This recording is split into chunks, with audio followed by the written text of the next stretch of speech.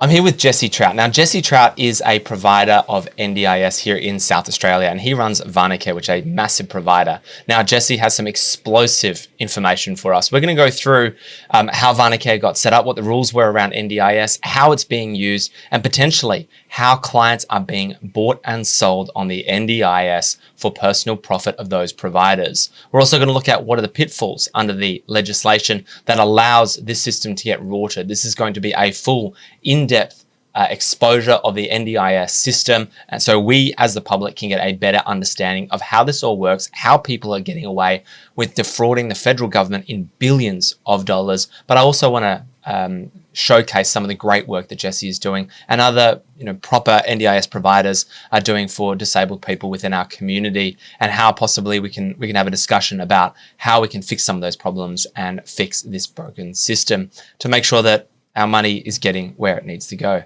Jesse, welcome. Thanks for having me, Henry. So, Jesse, tell me about yourself. Let's go a brief background into who you are, why you are. Well, my name's Jesse. I work across a large group of, health spaces at the moment, from therapy companies to support coordination, and obviously Varnacare is one of the largest, including another project, obviously working on launching a hospital as well right now, which is pretty cool in the health space. But obviously Varnacare is the one I'm probably most known for. Former CEO there, still a director at the company. I got into this just about 7 years ago. We had people coming into our gyms that I used to own that were getting a personal trainer once a week to do 10 squats at a gym, thinking somehow that was going to help someone living with a disability live a better life. The reality was it didn't make any sense to me as a gym owner to have people coming in to do that. Yeah. What I saw is that there was a bunch of people that were working as support workers in that space that probably just didn't have the right motivational drive to do the job they did. But what I had was a bunch of really motivated individuals in my personal trainers. So I was like, well, what if we got people that were personal trainers to use some of their downtime during the day to do something a little bit better, which was being a support worker. And this is just a little passion project. This was never meant to be a big company. It was meant to be something just to help the few people we saw coming in. And it turns out there was a huge need in the market for this at the time. And it just blew up. We went from 0 to 100 employees within, I think it was one and a half years, to 100 staff. Growth. And we've maintained that since. During that time, obviously, we were a registered provider. We've had awards for compliance, which is huge in the space. Not many people get those. And we're still one of the highest reviewed disability support companies in South Australia. And as you know, people are fast to complain and very rarely compliment in a lot of spaces. So it's nice to maintain that. I think that's a great way to fight, to create a massive company, right? That's you found a simple problem from another thing, and then you decided to fix that problem, and turns out there's massive need for it. That's all it takes really to create a massive company like you have now. Yeah, and I think that's one of the things that a lot of people kind of miss is they kind of go in trying to copy what someone else is doing. Right. We didn't. We just saw a need and tried to fix that need. Just see a problem and fix it. That's exactly it. Yeah, wow. Okay, so let's talk about how the NDIS works. Yep. All right, so from the base level, let's just say you have someone who has a disability. What would be what's probably your most common client? Support? Yeah. So the most common support I would say we have is somebody that might be living with ASD, so that's autism, that's struggling with something we might find a little bit easier, like accessing the community, and that could be things like going to pay a bill, going to the gym, going to a social event, which is so easy for a lot of us on a day-to-day basis, but for a lot of people living with ASD, it can be quite difficult. So the goal is with us to help them get into those environments and live a normal life. We want them to be able to go and do their own shopping. We want them to learn the skills to go out and hang out with friends and just build up their reliance on themselves and not having to rely on other people, but also helping them break that barrier to do that.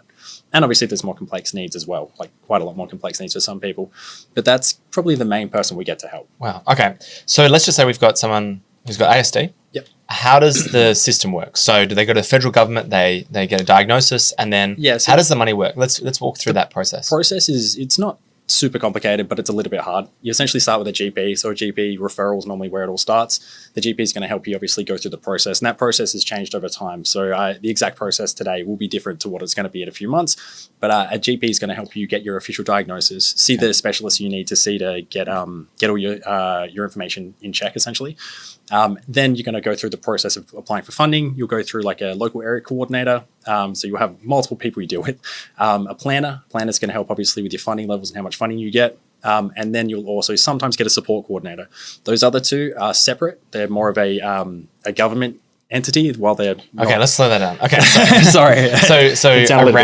So the process is you go to the GP. Yep. You get diagnosed. Yeah, GP. Yep. So now you've got your piece of paper. Diagnosed. Then you go to the how do I explain it? The NGO side of it, where they're not a government organization, but they're not quite a private entity. And that's like your LACs and your LACs? local area coordinators. Sorry, Okay, yep. forget the terminology.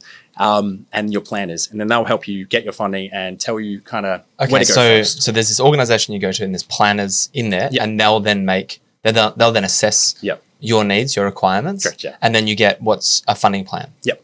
Okay, and tell me about that funding plan. What could be the range? The range is the most insane thing you'll ever see in your life. One minute you'll see somebody who has complex needs get $10,000 a year, which sounds like a lot, but that's only a couple of sessions a week with someone to support them. Mm-hmm. And then the next minute you'll see somebody who probably doesn't need that much support getting a plan for a couple of $100,000. Really? And you're going to say, oh, well, is this standardized? This is bizarre. We see this all the time with these fluctuations, and the fluctuations make no sense. So a lot of providers have tried to work out what boxes do you need to check to get the funding you need, which is what we should be doing. But because they keep the internal way that they do the funding secret to stop people gaming the system, it's not quite clear what needs to be done to get some of the funding they need. We'll provide all the documentation in the world. Wait, so there's no transparency over how much funding you're going to get. So if I walk in and say I'm confined to a wheelchair, legs got blown off by a landmine. Two people come into the same system, both in a wheelchair, they're both going to get slightly different funding, and it's not going to be clear why. One of them, their goals might be slightly different. Maybe the planner or the local area coordinator or whoever's involved in the funding at that point has put forward something that allows them to look like they have a little bit of a higher need than the other person, and the funding will be different. We see that constantly, and they'll say that's not a thing, but we see it. We see the plans. Right. We know that that's not true. It's a constant issue in the space. And so you see a constant disparagement between 100%. people who have complex needs, people who have basic needs, and those that funding is reversed. Correct, yeah. Okay, well, that seems like the first thing we need to fix. Yeah, there needs to be a public standard. Do you think that would work? If you had a public standard of if this is your level and you kind of rate people, then this is how much money you get. I think that'll work, and I think a lot of people in the space will disagree with me wholeheartedly because there's this whole thing around individual choice and obviously making sure things are specific to the person. That works in theory, but the reality is that just leads to this current system that we have where nothing makes sense and things. Well, it probably needs a bit of discretion. Exactly, it needs to be clearer. It needs to be more controlled. And as anyone who's seen the NDIS knows, it has not had enough clarity since the beginning. Right. And so has that ever been ordered? Have you ever had clients come in who got lots of funding, which you think say unreasonably so? Yep. Have they ever been cut down? In that case, very rarely. Sometimes that'll happen at a plan review. And a plan review, depending on the length of their plan, maybe 12 months from now, maybe 3 years. Right. So depending on the situation of that client. What happens quite often, though, is the reverse. We'll see someone come in with nowhere near enough funding. And while we as a provider, because we provide the day-to-day supports, can't do the plan adjustments or anything like that, plan reviews, we have to go to their support coordinator if they have one. Quite often they won't have funding for a support coordinator in their plan, which means we have to go to their parent and say, hey, you guys need to do a change of circumstance. We'll help as much as we can, even though it's not something we get paid to do and we can't get paid to. So we'd be doing that for free to help them do that. So they can hopefully get enough documentation together to get the funding they need for their family member or the person they're supporting. Right. Okay. So support coordinators. So that's the next person. So we've got the GP, we've got the plan managers, and then you've got your support coordinator. Yeah. What's the job of a support coordinator? So support coordinators they're actually trying to phase them out to a degree, which is crazy. A support coordinator actually does what an LAC was originally meant to do, which is essentially help align you with the supports you're meant to get. So not everyone gets support coordination funding. Only some people do. Which is crazy. Everyone should get it when they first get their funding, because otherwise a lot of people don't know how to spend the money. Where do I go? How do I utilize this? Which is the second problem. Exactly. Because that's a point where they can be taken advantage of. And we see this all the time. Like the amount of people I know that are just friends of mine or friends of friends that come to me to be like, I've had this plan for 2 years. I don't know how to use it. I need these supports. And just friends of friends that we try to help because they didn't get support coordination funding. So how do they use their plan? Right. So they're just kind of wasting money. Exactly. It's just sitting there in this I also there's probably a good reason to have a support funding coordinator. Yes. Who can say this is good value for money and this is not. Exactly. Because otherwise you might say checks and balances. 10 push-ups at the gym. Well, that's $200,000 a year. That's exactly versus and also they generally a support coordinator is going to know the good providers. They're going to know the providers that their clients for their other clients are getting consistent supports with. Right. They're not having a new team member in there every week, which is a problem. And that's probably a good thing to start weeding out operators who don't do the work, who start to rip clients off, because then that's just wasted time as well. Exactly. They spend 6 months figuring out that they're getting a substandard. Now, 100%. These support coordinators, are they government employed or are they an NGO? So they're the first part independent. Of it. So they're just like a standard company. They either work for themselves or they're independent. So that's the first step in the capitalist side of this, where it steps away from the government and they're all their own companies. Oh, okay.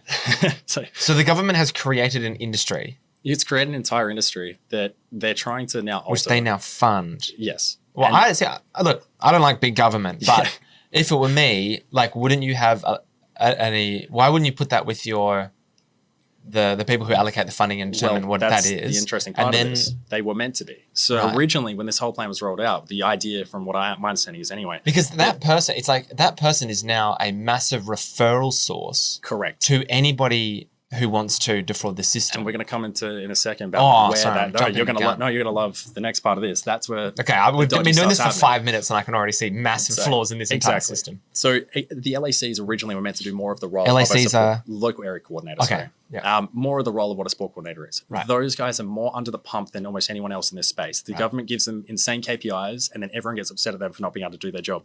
It's not them. They're great at their job. The problem is the government gives them KPIs that they've got to make 10 appointments a day in an 8-hour day, and it's like, how's that even possible for anyone? So then you obviously move on to the sport coordinators. Now this is the part where there needs to be more checks and balances here, because you didn't have to be a registered provider for a while, and they are implementing changes to this to be a sport coordinator. At the moment, there are sport coordinators that don't work for registered providers, which means there's no checks and balances. There's no course to be a support coordinator. There's no course. There's no qualification. None, unless you're a specialist sport coordinator. So I can just walk in right now and become a support coordinator. You could literally just go online and be like, oh, how do you be a sport coordinator, and start doing it. And that's where all of this is stemming from: a lack of expected education, no courses, no training, no requirements. No requirements. Is there any guidelines? I think there's guidelines for sure. There's guidelines, but the guidelines are very loose. And they're more like guidelines and actual rules. And that's the thing. They're not rules, because if they were rules, you would get in trouble for not doing that, not following them. Okay, so you're not getting in trouble for it. That's not really a proper rule, is it? Okay, so these support coordinators are just could be anyone. I'm sure there's great operators. No, the thing is, most of them are great operators. Like most support coordinators are awesome at what they do, and the problem is they're all starting to have this bad image spread around. I suspect because you are a legitimate company. Yeah, I suspect that the support coordinators that you're dealing with most often are great. Would be legit. They are. But the people who aren't referring clients to you are not legit. The ones that we've lost in the past, client-wise, where we just suddenly see we've lost a bunch of clients, are the same ones where we start seeing suspicious activity, where those clients will come back to us after leaving that support coordinator, and we'll have this feedback. And we've been documenting a lot of this stuff lately, because we wanted to make sure we had enough evidence to support one of the biggest claims I have here today, which it's actually pretty insane. It's the pay-for-play system that has recently arisen within the NDIS space. Yeah. This is 100% real. We've documented multiple cases of this where we've lost a client, and which is very normal. And quite often people will lose a client and they'll just have all these ideas for why they lost a client that don't end up being true. We'll lose a client. We'll then not know why. They won't tell us why. Won't hear anything. We might lose a week of funding where they won't pay their last week, which is also bizarre, because that's, we provided, it could be $1,000 worth of work that we'll never be able to recoup. Then about 2-3 months later, they come back without that support coordinator, and then they're like, hey, I want to start being back with you guys because they like the support they have with us. And we have to be like, well, there's an unpaid week. What happened? And they'll tell us that they were offered either a cash payment, gift cards, or gifts to leave us. And not just How us. much are we talking here? So they're getting paid. Yes. So we have evidence of one that got paid $1,000 to leave us. Really? When I say evidence, they showed us the messages that they had. So they had text messages for one of the clients. We've had evidence for multiple other different price ranges, but normally it's not even that much. It's like, we'll give you discounted rates is another one. The prices that we charge as a provider are set by the government. Our margins look large. They're actually quite small when you break it down with the administrative costs involved in this space. So the margins aren't that high. So if they're offering you a discounted rate, somewhere in that line, someone is being ripped off. It might be the staff member temporarily, or it's going to be you in the future, because they might make it discounted for a couple of weeks and then not tell you when they slowly put it back up. And most providers aren't going to know, most clients aren't going to know that the prices have gone back up because they're not checking with their plan manager. Okay. Which is another step in this process. So if they're getting paid to leave, presumably which is someone's already paying. It's already banned, Right, so it's illegal to... Yes. You're not allowed to do this. You've never been allowed to do this. And there's been an incredible spike recently in it. It's gone through the roof. These support coordinators, I would imagine that if they had a group of clients underneath them that they were managing, that is quite a lucrative proposition, because some of these clients would be worth hundreds of thousands of dollars each, 100%. right? Yep. So what's stopping the support coordinator from selling their recommendation and selling those clients to another provider? Their integrity. And their integrity. Yeah, which is not great, because it should be more than that. Because, as we know, just integrity-based life is... Do you think this is happening? I don't just think this is happening. I know this is happening. I've seen evidence of this happening. I have proof of this happening from the clients who've come back and told us it's happened. Wow. This couldn't be more clear this has happened. And we've seen a huge spike. We've been here for 5 years. We're now a decent provider that's had a good foothold in the space. I'm coming from 6 years soon in the space. We've been here for a long time. And to see this random spike come out of nowhere where we're having clients come to us that have come back to us telling us that they were offered financial incentives. And also the fact they're coming back shows that the companies that are offering financial incentives are doing it because the support is so bad, they have to pay someone to come to them. And then those clients aren't even staying with them. Like that says a lot about. The person's probably made their money. Well, that's exactly it. The support coordinator or whoever it is would have to pay. And they can just rinse and repeat. And again, I'd like to repeat, this is not all support coordinators. Most support coordinators are amazing. The problem is because there are no checks and balances. You see a lot of these dodgy little independent places all over the place doing this stuff. You don't see it from the larger providers. That's very rare. The registered provider is incredibly uncommon because we're all audited when you're registered. The problem is only 10% of providers are audited. What do you mean? What do you mean 10% of providers are registered? So again, I have to check the stat, but one of the last stats we saw was So saying you've got 90% of these providers running around unregistered. No one knows who they are. Well, they know who they are, but there's no checks and balances like there are if you're registered. So when you get registered, so no one's checking on them. No, they can just claim whatever they want. If they get banned from the NDIS, which doesn't happen nearly enough, they can just start up a company in a family or friend's name and then just do the work under their name. And we've seen that happen as well. Like, so it's just marketing at that point. Exactly. We need stronger regulation in different areas. They're regulating the wrong part. They're blaming the bigger providers and the NDIS as a whole. But it's really just these small little pockets, but there's so many small little pockets doing this stuff that it adds up so fast. You know what? And this is, I see this so often with government regulation. They go after the big guy who's probably doing the right thing because there's so much accountability on them because they have so many clients. If there was a problem, then, you know, they're too established to go under. But they do nothing for the little guys who are defrauding in little amounts across a large. And that's where the fraud is. It's there's tiny little ones that add up over the whole space that's causing all this fraud, and we see it all the time. I think we've been told that, you know, my understanding is that about $20 billion or so is defrauded, almost like 20% of the NDIS. That is insane. That is insane. Talking tens of billions of dollars. Yep. Because I know that NDIS went from like 45 billion to about 60 billion in just a couple of years. It's ballooning out. Yeah. And I mean, some of that is obviously. Why is that? Is that because you're having more? I think a mixture of it is like more diagnosis, or I think more people more diagnosis because system? more people know they can get a diagnosis to be in the space, and a lot of these people probably do need the support. But some people do obviously kind of, I guess, the same way as they game Centrelink. Some people are trying to game the same system. Yeah. And the reason they game the system is they might try to get a plan for themselves and then have a family member be the support service. Okay, so I have a story about this. I have a story about this because I met two guys. One had a very disabled sister. She was a quadriplegic. And so I understand that she would get a very significant plan. Yeah. And his best mate were going to work together, split the money of the funding because they were looking after the sister anyway. So they were going to set up a company, get her a plan, pay him the money, and then just do what they were doing already. Yeah. And they were each going to get like 250 grand. That's insane. That is insane. For no additional support. They were just going to leave, do exactly what they were doing. And this is just one of those many areas that's just not monitored correctly. And I think we need to have bigger penalties, to be honest. If you're not going to force everyone to do a course to make sure they're doing the right thing, have bigger penalties. We had no qualifications whatsoever. There are no penalties. So what's stopping someone, like anyone, with no qualifications in disability support work at all from becoming a NDIS provider? Almost nothing. Like there is almost nothing because there's no expectation on you to have that. There is a Cert 3 expectation to work with certain clients. And so with certain clients. Expectation, you said. And so if you want to work with somebody that is in a because my parents had a lot of expectations of me growing up. I did not necessarily meet them. Lived up to a lot of them. Oh, yeah. Well, now. Making a comeback, But no, Wait, so when you say expectation, there's actually, the legislative so for most people requirements? that are on the NDIS, they're not seen as complex. So because they're not seen as complex, you're not expected to have a Cert 3 to work with them. Right. We mandate Cert 3s for all of our team members. So all of our team either have a Cert 3 or are actively getting a Cert 3 while working with us. Okay. Not every provider does that. They also don't need to because a lot of people don't really need someone with a 6-month course to look after them when they're really just getting driven into the community to access Coles. You might not need a 6-month course for that. But the problem is that there's too many people getting support that need a Cert 3. But how much money would that get paid? So let's just say that you're an NDIS provider that helps people who need it go to the shopping centre.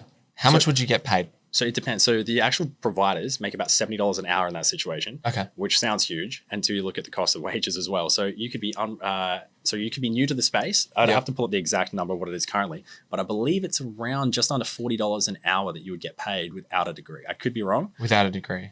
$40 an hour. Okay, so pull that up. Wait, you said $70 an hour? Yeah, so about $70 an hour that the provider charges. I can quickly charges. Okay, let's just say you do 30 times 52. Okay, so essentially you could be on about 110 grand if you had 30 hours of work, which would be quite significant. I imagine that would a lot. Just taking people to Theoretically, yeah. Now, what other kind of services are there? And how much would they charge? So what are some of the more expensive? So to be honest, what we're Like talking taking about someone to today, the gym, for example. they're all the same. So they're all the same. So the thing is, community access, which is what a lot of people have, or in-home support, is just a support worker with them to support them into the community of any kind. It doesn't matter what they're doing in the community or at home of any kind. Okay. So that could be at home helping them shower, stuff like that. In that case, you would be expected to be a Cert 3 and have other qualifications as well.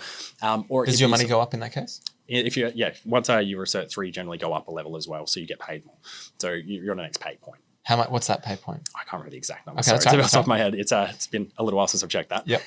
But it's substantially higher compared to what a lot of other people in, I guess, other roles are getting paid for, I guess, the level of education you're expected to have. Like it's a great area to work in if you need to make money. But the problem is a lot of people get into it because of that, and they actually don't care enough. And we see that frequently. And I think, areas where we see a lot of English is what sounds like a third language sometimes, communicating with somebody who already has communication issues. Right. And now we have somebody in there who can struggle to communicate with them. Okay, well, that's our third I don't problem. even know why that we is. should have a baseline qualification, and a baseline level of English and competency. The problem is addressing that is seen as almost racist. And this has no issue about racism. This purely has to do with the communication issue. It doesn't matter where you're from in the world. If you're communicating like you're from somewhere else in the world and they can't already understand somebody that's also from the country they're from. More and more. You're isolating somebody more and more. And then you start seeing more and more behaviors where they can't understand what's happening or they get stressed out and it makes people struggle to get the support they need. Right, which is the complete opposite of what we need. But we're not allowed to address that, which is why I even mentioned this today. I'm sure will annoy some people that I've said that. Okay. Well, it shouldn't. It shouldn't. Leave it in because I think it's important. If you're offended by that, you should really consider your priorities in life, in my view. Because it is you're not helping the person with. No, it's not about the person who's making money. It's about the person who needs the care. And that's what we're seeing time and time again. It should be just about the person getting the support, and that's what it should be based around. The problem is it's not. It's based around everyone who doesn't want to get a degree in something or do a short course. It's based around somebody who doesn't want to get the right checks and qualifications. They don't seem to care enough about the client in this space. It seems to be about everybody around the client, making sure that they can get away with whatever they want. We need more restrictions for the people that can work with somebody living with a disability. I don't think we should have this free-for-all that we have right now. It's ridiculous. And I know some people get upset because it feels like they're losing choice and control, but they're not. You should be expected to have a minimum qualifications to help somebody who struggles in life to do the things they need to do. Yeah. That just seems like a no-brainer to me. Oh, absolutely. Okay, so let's go to that next step. So we've got the plan managers. Yep. Now the plan manager refers you to a provider, and they might farm you out to a number of different. Plan managers are the ones who make the payments for them. There's planners separate to plan managers. Okay. So the planners are the ones who help with their funding as well and help plan the funding out. That's at the NGO side where it's like Mission Australia and stuff like that, where they're not government, but they're not. They pay the money. Yeah. Okay, so they're the ones who work it out. Then there's the plan managers. The plan managers are the ones who make sure that their bills get paid. Yeah. So I see. So you got and that GP, the thing is, planners, plan managers, providers. Yeah. Yes, pretty much. They all kind of sit in this weird little diagram that you'd almost have to draw a picture of to explain. And a lot of the roles don't need to exist. Yep. The reality is, I think the plan manager roles, and again, this is going to annoy a lot of people in the space who make millions of dollars, doesn't need to exist. That could be, most of them are using automated systems that they've created. Why does the government just not have that automated system? Why are we paying millions? So they pay $100 per month per client to a plan manager for a system. This is across all people with a plan manager, which is the majority. Per month per person. How many people do you reckon would be in the NDIS Almost system? everybody on the NDIS. How many do you reckon that is? I couldn't even tell you. I think it's a couple million. It would be an insane amount of money. And the thing is, this is a system that is mostly automated within these providers now. Really? So if it's mostly automated within those providers, why doesn't the government just buy those providers, implement that same automated system into them, and then it cuts the cost of the NDIS dramatically? For sure. So it's about 760,000 people. Yep. So do the math. So 760,000 times $100 per month times 12. Yep. That's $912 million. Yeah. For a largely automated system. For something that is mostly automated by the large providers, and the large providers do an awesome job in that space. So there's $912 million we could save right there if we just have an automated government system. It'd be a government system, so it'll still cost them $100 million. So it probably costs like $10 billion. How much did the bomb website cost? Okay, look, if we create the bomb website, so for only $200 million, we could have an awesome landing page. We would say, we would say it's so bad, we shouldn't be this way. Okay, but there's $912 million that the government could be spending to do that job instead of having this. And then you could actually have some checks and balances and some procedures and rules. And these guys, most of them are not bad actors in that place. Sorry, most of them are great, but the problem is it was manual handling, so you could justify the cost. Yeah. Those companies got so smart, they built these automated systems, so they're not manual handling it anymore. So when you can see that they're doing it, I see no need or no reason the government can't do that. And obviously, we don't love the government having their hands in everything, but this is one of those areas where it's an immediate saving for all Australian taxpayers. Yeah. Why don't we do that? Yeah, absolutely. And like those companies should be bought out. They shouldn't just be closed down or taken away from them. Like they should be compensated for their time because they've built something great. But I believe in ethical capitalism. Well, that's the problem as well, isn't it?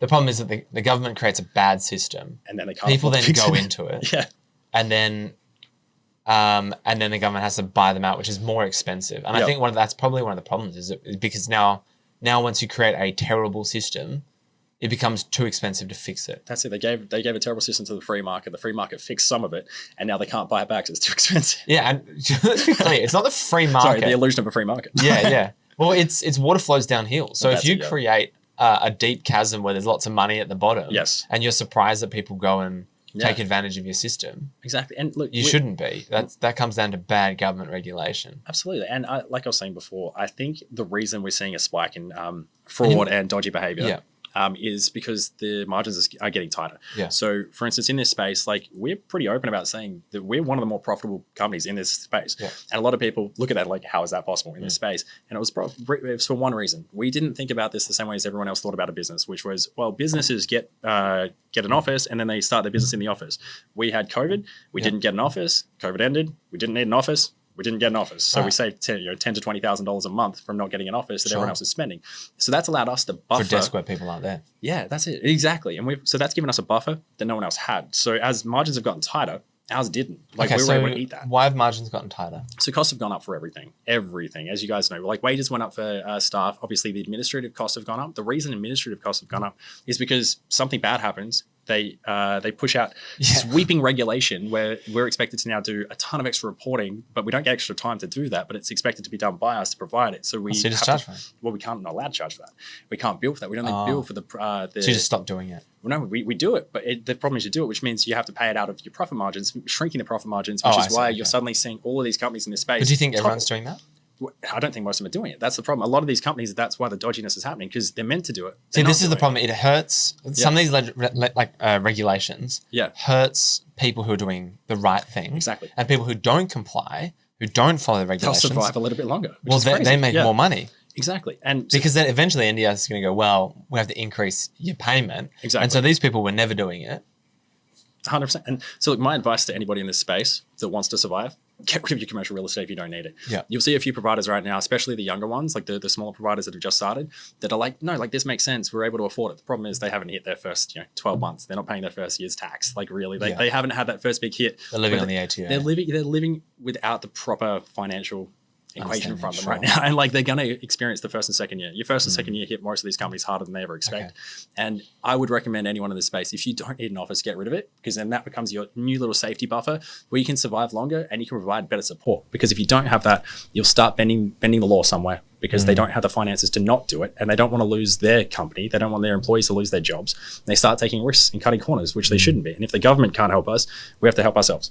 Now, something I want to talk about is something that's been quite a gripe, which has just never made sense to me in the NDS, is I've got a friend and she was doing cancer research. Yep.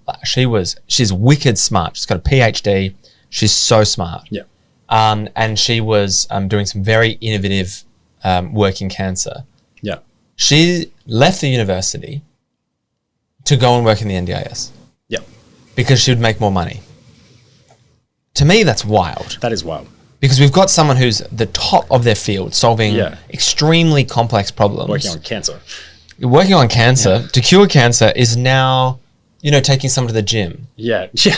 And to my mind, that's wild because they've got a PhD, they're highly qualified. How does that reconcile? What are your thoughts on that? Because have you got like nuclear physicists working for you who are now... We don't, but we have people that are highly educated too. We have people that studied to be lawyers, started in that area, right. And other health professions as well, that started and they're like, this sucks. They're now working a job where they're getting arguably underpaid or barely paid any more than what they're getting paid with us. And they're like, well, why do I want to do this when I can just get paid to do that job, which is way better. I get to hang out with awesome people all the time and get to do fun things with them. You know, sometimes it's not fun, but at least you know. Or take teachers, for example. Yeah. Why would a teacher why would a teacher spend all this extra hours when they could just simply go to the NDIS? Exactly. And get paid a lot more. Of them have seen that. Like I think I was looking at, if you know, at that much money, you're talking about 110 grand a year. And not many people hit the 110 grand a year mark. Like, because I don't know the exact numbers, like I was saying, from the wages. And that was based purely on that's $70 an hour. So it's 30 hours a week. So that the $70 an hour is obviously what the company bills. But that means that if you're an independent provider, that's what you're billing. Right. So if you become an independent, that's what she was. Yeah. She was an independent provider. So she would be doing about and she had a contract for one person. Even more, if she's working weekends, I don't even think you want to look at what the weekend rates are. Really? The weekend rate's more. Well, that would be, isn't it? So you're earning like $140 an hour. You're getting, it's an insane amount of money. That'd be double time.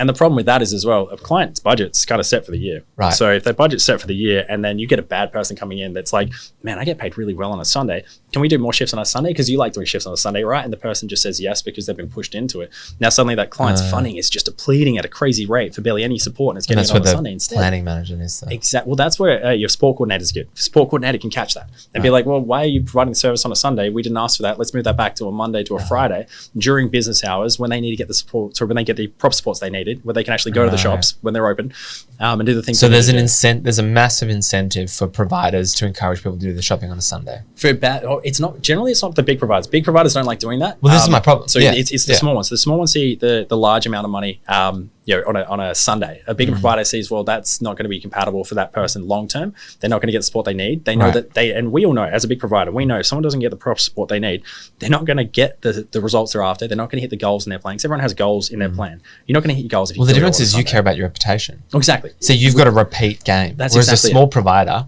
if you're small and you burn one person, exactly, no one else is going to know. That's exactly. You don't have a Google review. You don't have, you don't have a website where you can leave someone. You have no one who can flag you. Exactly, and for us, that's why we've been so pedantic about the reputation side of things, and why we've been very fast to let staff go in the past who haven't met those expectations or requirements. Yeah. Because I would rather have a bunch of staff or ex-staff who are pissed at me, but knowing the people who support it aren't. Like it's very rare we've ever had a client had a problem with us or a client leave us and not come back. Yeah, because I feel like this is a problem where you've got people being sucked out of industry. Yep. Like my friend who was doing cancer research. And that's something I hadn't even considered. And she was cutting edge. Yeah. Like, this was cutting edge research, big, really important stuff that she was doing. And she was just like, no, it's not worth it for me anymore. How crazy is that? I might as well go and pick up a few shifts and then. Yeah, and not be under the scrutiny of a boss. That's right. Yeah. And then trying to constantly chase funding. Like it's very stressful in her role. I can imagine. Yeah, the funding would be wild in that space. And meanwhile, you can just go help somebody on a Sunday. Yeah. Go to the movies. No, hang out with a friend, basically. Make a new friend and then just, go and see a show or. That's it. And again, like saying it sometimes like that can almost sound diminishing to what the actual role is. Like that, it's not that. Like it obviously it is fundamentally. But I think that's the difference between good providers and bad providers. Yeah, that's exactly right. Yeah. Is that, is the good provider actually providing service or are they just skimming it? Yep. Doing, the bare minimum. And a lot of them are. Because I met a resident. He was just screaming. I just heard this screaming, so I went over to help him. And he was telling me that basically the provider had pinned him under the vehicle. This really old guy. Whoa. And he was like screaming because the guy almost ran over him. And he was saying that he only got half an hour to go to the shops, to do his full shops, including travel time. To get to the shop, which was so he had 15 minutes. He could barely walk. See, that's an interesting one. So was he aged care? Yeah, he was aged. Aged care. So aged care is a little different to NDIS. Right, so okay. In the NDIS space, generally most providers won't do support under 2 hours. The reason is that there's a minimum 2 hours that you're expected to pay your casual staff. So if I give, if we give you 1 hour support, I still have to pay the staff for 2 hours, so we lose money every time. Well, we do that. what's to stop him if he is aged and can't walk because he had significant trouble walking? Yep. what's the difference between someone who's aged with that kind of disability versus someone That's who a doesn't? great question. So for a long time, once you hit a certain age, I believe it was 74, you're expected to move from NDIS into the aged care space. Right. But there were a lot of people that fought to stay on the NDIS because they preferred the NDIS system. They preferred the providers they had, because a lot of providers like us, we don't do aged care. So if someone transitioned to aged care, they would have to have a whole new set of team members. Everything would change. And there's a lot more regulation. Exactly. And for us, consistency is key, right? A lot of providers, not all, but a lot of providers don't care who goes in as long as the shift's filled. We do care who goes in. We want to make sure that you have the same team member each time, because you don't want to have some random person in your home or drive you to the shops that you don't know, especially when you're somebody who's already vulnerable. And so we focus on making sure there's that consistent quality of care. My understanding of how it used to work before NDIS came in was that if you had a disability, if you had a need, then the government would look at and assess you for what you needed, and then would provide funding for that service. Correct. Is that right? And now with NDIS, that system has changed significantly, where this is your level of disability, this is how much money you get, and then you get to decide how it's spent. So you get a freedom of choice, which has been good in a lot of ways, because before this, there was a lot more neglect in a lot of ways, because you had these huge corporations that had systemic issues that couldn't really be stamped out because they're all over the place. But they also reflected badly on the government, because it was one big place that they chose that's doing all the supports. Whereas now, obviously, it goes out to the market, and the idea is that the market chooses the best provider. The reality is, when you're working with vulnerable people, it's not always the market that chooses the best provider. Plan managers. Or the support coordinators. Look, this is probably something I don't understand the benefits of. It seems to me that, let's just say that, you have a muscle condition and you need a certain amount of physio. And this is what's needed to support your disability. The GP says you should do this. There's nothing required of that person to spend that money on the thing that they are recommended by the GP that they actually need. There's funding buckets. So there is So there's certain areas where certain money has to get spent. So maybe you may have a certain amount for just assistive technology. You may have a certain amount for just community access, which is in one funding bucket. Right. So there is a little bit of maneuverability with that, but it can be swayed a little bit back and forth depending on where it's sitting. Because if it's just in a specific bucket and they get billed for by a physio, they can then obviously just bill for something slightly different to what they were meant to do. So there is a bit of movement there. They have been tightening that up. It does need a bit more. So how is that assessed? So you come in, you say, like, I have a muscle condition, I need to get, It's the same as the rest. You just go to your GP, and then so it has to be something that's seen as an actual disability. It can't just be seen as something that's just a problem right now. Because obviously that falls under Medicare, that falls under our standard healthcare system and general services like that. But yeah, essentially you go in the same as a normal disability. You see your GP, then you start getting your referrals in, you complete the insane amount of information and forms you have to provide. You do have to provide a lot. It isn't easy to get on the NDIS, like a lot of people think it is. Like, you can go out and test that. I'm surprised no YouTube has done that yet, actually, gone out and tested how hard it was to get on the NDIS, because there is a long process, and it is a good process to make sure the right people are getting it. There's just some people manage to sift through the cracks, the same as they do in some people can, some people can't. Exactly. Yeah. And I understand that, there are people who will help you navigate that system for a fee. Well, there are sort of is. So there are people that can help in that space. The NDIS is obviously trying to create something called a navigator role. That's been up in the air for the last year, whether that's going to come in to sort of replace the support coordinators, which means that there'll be different levels of navigation instead of support coordination. And that may be a lower role that would be able to help somebody that a GP says does need to enter the NDIS, help them, I guess, hold their hand through that process, where they would be funded by the NDIS still, but they'd be able to help that person understand how to get the access they need. That still hasn't been clarified yet. That's still a mess. Most NDIS. If it does come out, they'll do it in a day and they'll be like, this comes out tomorrow. Good luck, guys. That's how they work. Okay. Now, look, something I think that would be a general concern of people is that, and maybe you can clarify this with your own knowledge, is perhaps a bit ignorance on behalf of the community, is you have someone who looks perfectly fine. Yes. Doesn't seemingly have any issues whatsoever, but they're on the NDIS. Yeah. Are there circumstances where you might have someone that you're aware of that seems perfectly fine, but behind the scenes? I've seen this countless times. Okay. Countless times. Can you help clarify that from the community perspective? I won't name a name, but I have someone that I would say I've become friends with. That's actually one of the people we support. I've known her since high school. She had a heart attack. After that heart attack, it caused her to have brain damage. Right. She did die. She literally died.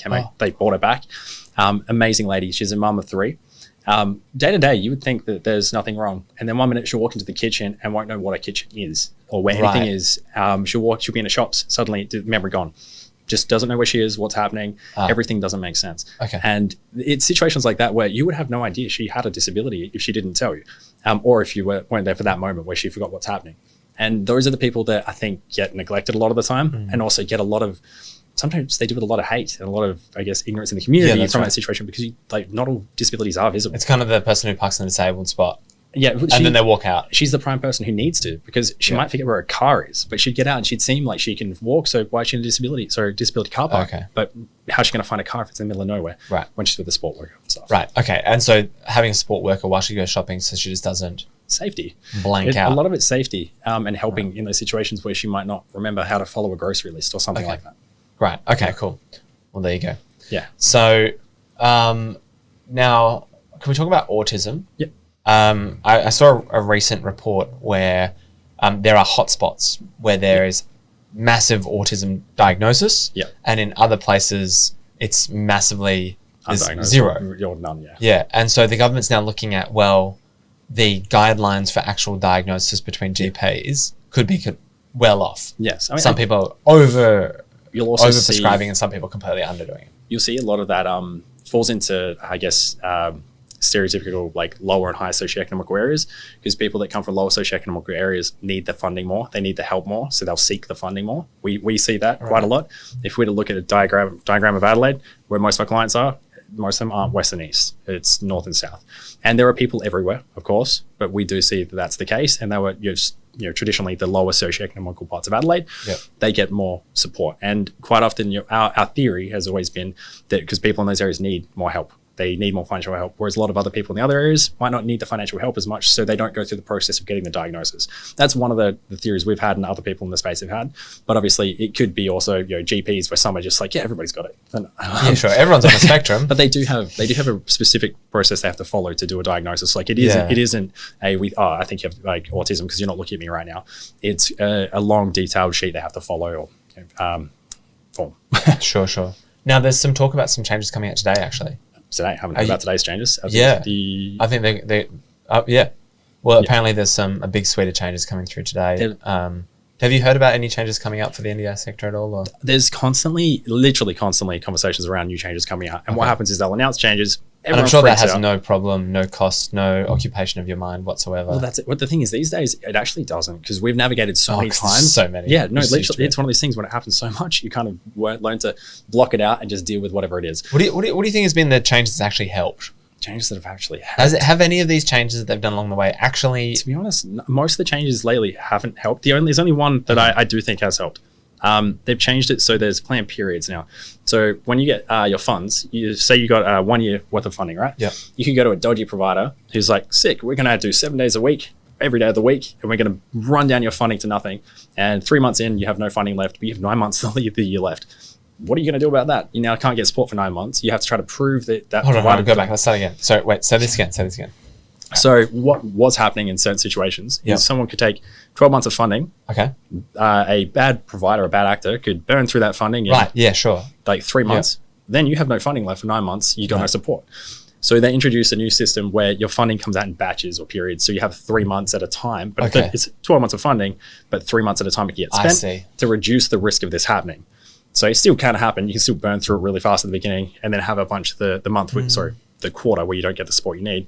But you're not going to get to a situation where you have an entire year without support, which was something that happened on and off, which, by the way, there's got to be a better solution than just that. But it took a while for them to get to just this. Yeah. Well, this is kind of why... Probably spent millions of dollars deciding that had to come into play. Like the conversations that I've had are, with punters, really. To go back to the system where you get... it's service-based. You need this. And so you've got this many hours per week of this particular service rather than that chosen that would model. be a huge help, to be honest. And it's one of those things a lot of providers won't like hearing that. A lot of people won't like it because it takes away choice and control, which is a big thing in the NDIS, where it means that, it's my choice, I should be able to control how I use it. But the reality is it stops the bad actors. If the initial planner has set it up so you get 5 hours a week, no matter what, it's not a funding bucket, it's 5 hours a week, that solves this problem. Yeah. But this is not really... You can't go to Medicare and say... you can get elective surgery. Yeah. But that's the difference. But is you have elective job. Yeah, exactly. You have things that you want. Yeah. Then then you have things that because you've just been in a car accident. Yeah. So it's an emergency. You go straight away. You get in. Yeah. Then you've got things that are needed but not immediate, like say getting your knees done. My mum got her knees done. Yeah. And then you have stuff which is nice to have, which is facial reconstruction, or like you want to look prettier or whatever, or you want a boob job, for example. Like that.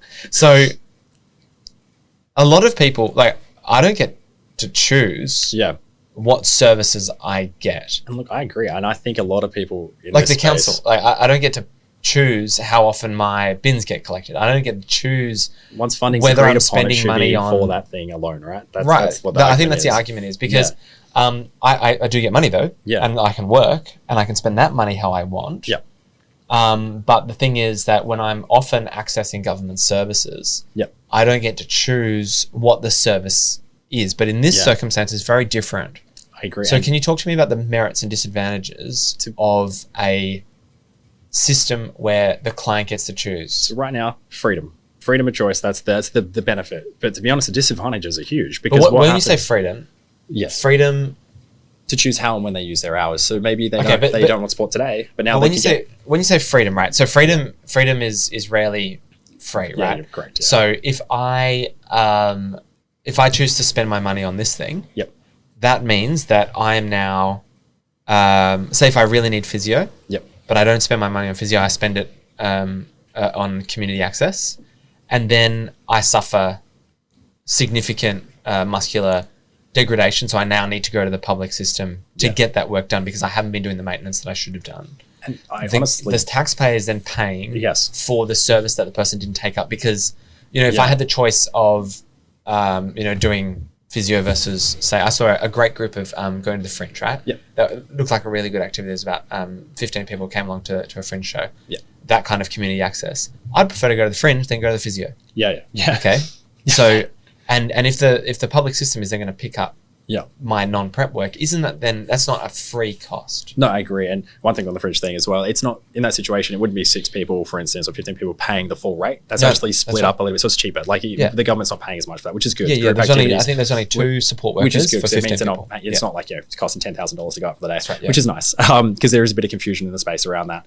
One guy was in so much trouble. What you said before, I think is correct. It's like you should be funded for a certain thing. You should be say it's 5 days a week of support for 3 hours, or whatever it looks like as an example, and you shouldn't just be able to move it to another week. I can see that most of the time it would be nice to, and that's what we've had. Problem is that's causing the funding blowouts, and maybe it should be one of those things where you can bank up a couple of weeks at a time, because maybe one week you're incapacitated, but another week you need the extra support, or maybe some of the funding should be flexible. But if they had more in place, like what you're saying, it would solve these budget blowouts, and it would keep people in line with what they were meant to get. And if they don't use that service, it doesn't just get burnt somewhere else because they want to, it's saved. Because the other thing is, if you, and what I think what a fear is that community, and forgive my ignorance, but things like community access, where let's just say the person is fairly capable, but they do have this diagnosis and they are fairly capable of doing it, and they've got a lot of money.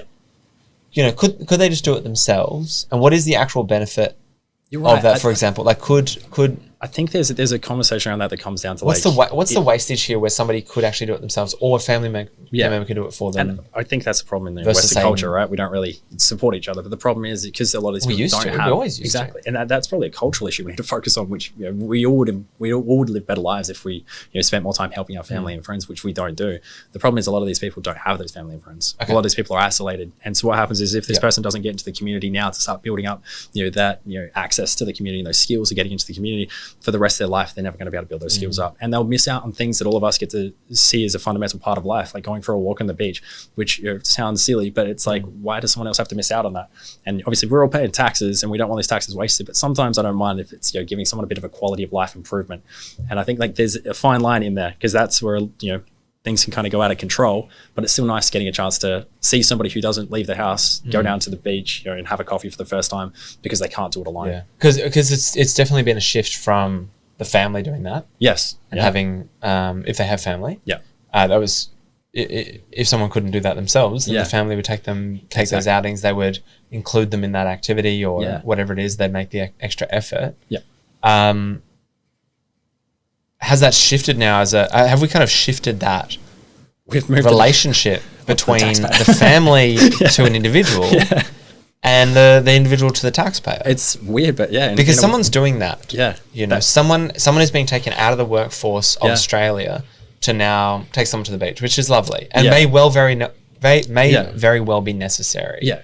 But if you do have that family support there, obviously they need respite care Exactly. to an extent as well. Yeah. Yeah. But which is kind of why I wonder about the way that the system is functioning and say, Yeah. look, you know what? You don't have any family, then you need more community access. But if Yeah. you do have, is that how it's based, or is it just based on your? There's the needs for it are a little bit odd and change. They seem to change quite a lot. Is there any rule against your family being the provider for you? No, there's conflict of interest stuff, but most of the conflict of interest stuff doesn't really mean anything. As long as they're aware there is a conflict of interest, it doesn't really mean much. And because could you have family members being paid to? There is a very constant conversation around, well, how come someone else is getting paid to look after my brother? Surely I should when get I paid. hang out, surely I should get paid. That's the argument of a lot You know, of people. this is the same thing with grand carers. Yes, grand yeah. carers.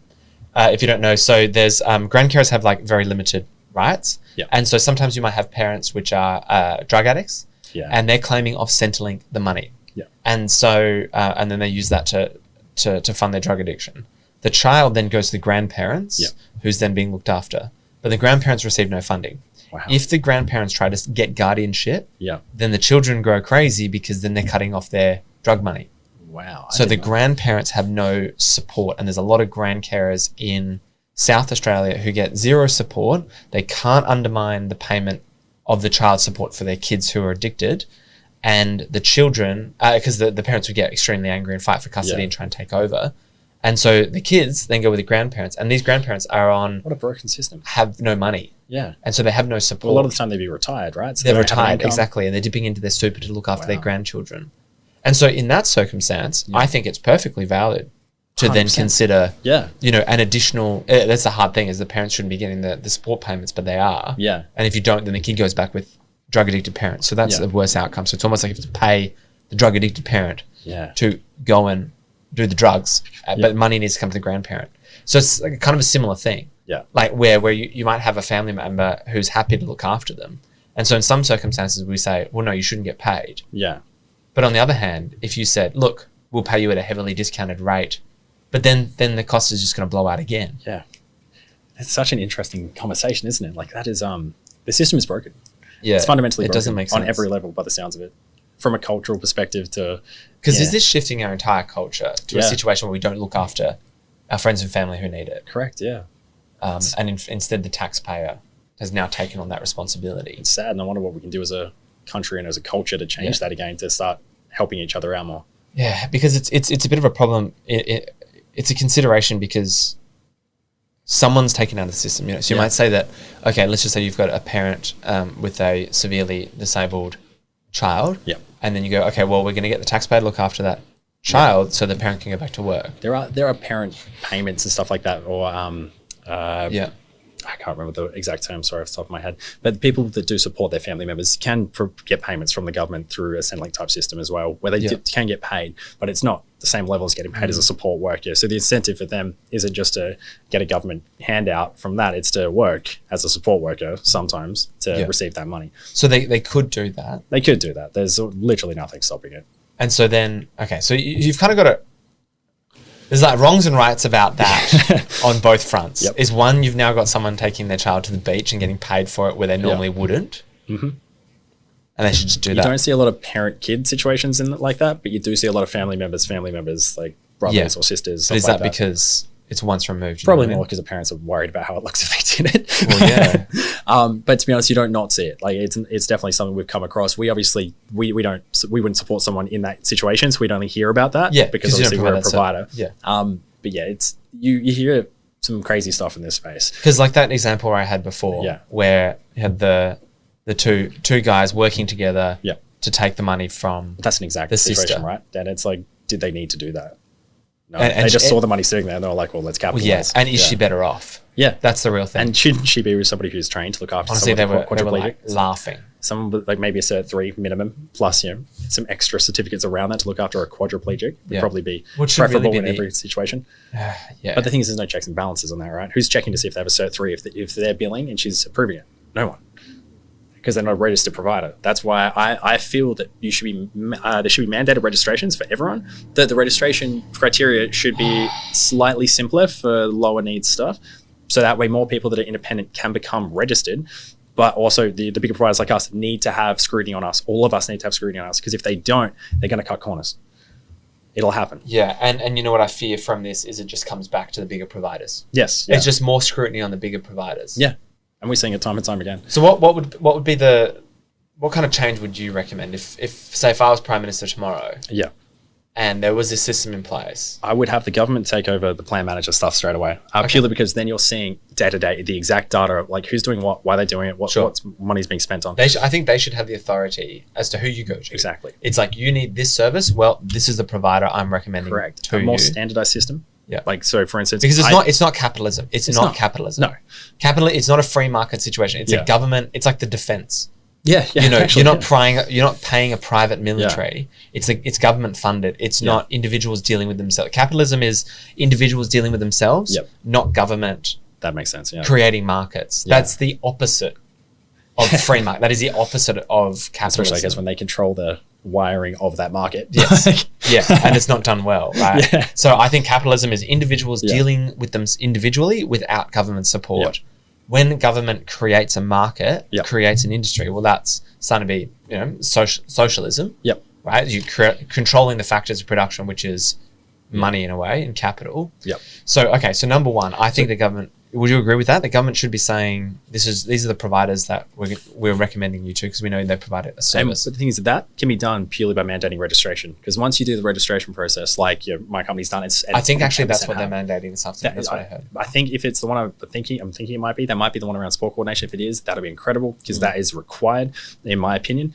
But anyone in this space should have some form of registration, and it doesn't need to be the $8,000 version that we all have to do as a registered provider, a large provider. So, but what does the registration give you? It's just a name on a register? No, it's a lot of work. So to register, you have to get an independent auditor. The independent auditor goes through your system, goes to your client. They'll call your clients. They'll call all your clients. They'll call your staff. Filming on the work. Doing the work, getting reviews on how you act. They go through all your registers to make sure you have correct registers in place to report incidents, make sure they're tracked correctly. Yeah. And they'll go through everything that you do. So registered providers, they go through everything we do with the... is this spot checks or is this everyone? No, this is mandated for all registered providers. Really? So every single person gets if you're registered. So the problem is the 10% of providers are registered. So 90% of people aren't registered, and you can still offer supports. The only thing we get by being registered is, one, people know that we get checked because we're registered, which does not seem to matter to most people. They don't care because they don't know. And the other thing is you get some I don't clients, agree with 100% checking on things because there comes a point where you just it's not worth it. Well, yeah, it wasn't true. Yeah, but there's no checks for the other guys at all. There has to be something, right? It doesn't have to. They don't have to do the whole kit bidle like with us, where it's $8,000. It's 2 full days. So they go through. No one's checking up on them whatsoever. No one's checking them. They don't even ask what they're doing. Like, it's crazy. Could they? How hard would it be? You could be a provider by the end of today. Really? By the end of today, you could be a provider. How hard would it be for me to create fake clients that don't exist? Well, you wouldn't be able to benefit from that, because you need to have the client register all the information. Okay, so the money has to go to the client. The money goes to the client's hands, and the client decides where that money goes. But the sport coordinators generally help guide that if they have sport coordinators. But quite easily, what I could do is buy clients from day one. You could go to a sport coordinator, have a chat in person, and say, hey, if you provide me a couple of clients, I'll give you $1,000 gift card. And that sport coordinator say, I can't do that. But if someone comes up that's interested in you, maybe I can. That's how they'll word this, because it sounds legal, which it's not. And then they'll be like, I have these couple of clients that are actually interested in coming over to you. And then maybe you do give them that gift card, maybe you don't. The words aren't said it's happening 100%. There's no contract in place. So there's no way you can say this is 100% happening. There's nothing stopping you from just bribing them. Exactly. And we're seeing that. And if I do make that offer? Exactly. And you're seeing this more and more with this new business development role that exists. So all these providers suddenly have these business development roles. Why do they have business development roles in all of these support coordinators, support work companies? Because they're trying to lure people in to new business, and they're the ones that are doing a lot of the dodgy stuff as well. Right. And we've had at least 2 BDMs from other companies offer clients of ours money to transition over. Because you know what, and I think that's the biggest thing, is the sister who's a quadriplegic, someone who's non-verbal, they have no choice. Exactly. So if your guardian or the person who's your closest family member wants to take your money with a mate, there is nothing stopping that. There is literally nothing stopping that. Yeah, wow. Okay, well that has to change. Yeah. Is there anything else that you want to go through today that you think people should know about? I think these are the main points that more people need to know about. That we need mandated registration. If you're looking for a provider, like as much as a lot of people don't like to hear it, go to a registered provider. They're checked every 18 months. There's a surveillance audit. They go through everything. If they're unregistered, be cautious. That's my biggest piece of advice. Well, look, thank you so much, Jesse, for coming and talking to me about this. Thanks for having me. NDIS, I think, is a mystery to most Australians. We don't understand how it works. We don't know where the money going. We're unhappy about It's it. a mystery to people that are in it. Yeah, right. That's not good. There's billions of dollars going missing on taxpayer money, and I really question whether people who actually need the services are properly getting the service. So I really appreciate you shedding some light onto what is quite a complex industry, and there's some immediate takeaways there that I think we both agree. There's $1 billion saving, absolutely, in terms of those the plan managers. Hey, and if anyone in NDIS want to talk to me more seriously about what can change, I'm always open to have a chat. Yeah, great. No, thank you so much, and thanks for coming in.